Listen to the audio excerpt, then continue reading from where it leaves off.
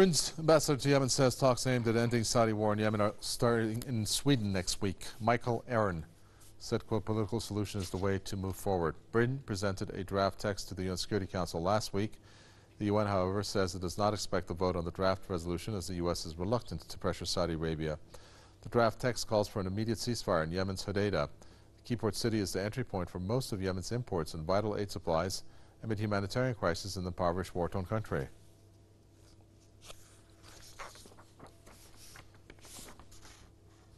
Jason Unruhe is a political commentator and analyst who joins us from Ontario. So after 4 years, you have this text that was introduced by the UK last week, but then the US says, can you please put it on hold? So another week goes by. Some are using that as seeing that the US is using that as an excuse for a delaying tactic to see how the Saudi and his coalition can gain more in Hodeidah. Do you agree with that?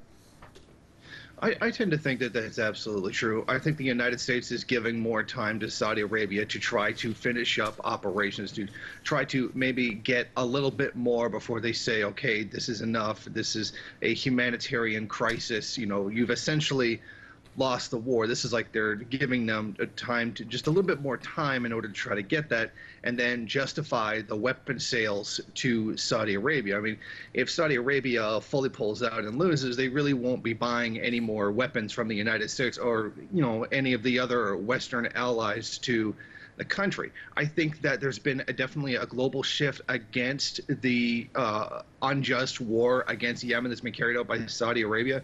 And I think that given the very negative public sentiment toward it, which has certainly taken its time to come on, I think that the United States and many of the other Western countries as well are starting to realize that, okay, this is it, this is enough, it's over, you haven't won and you're not going to win.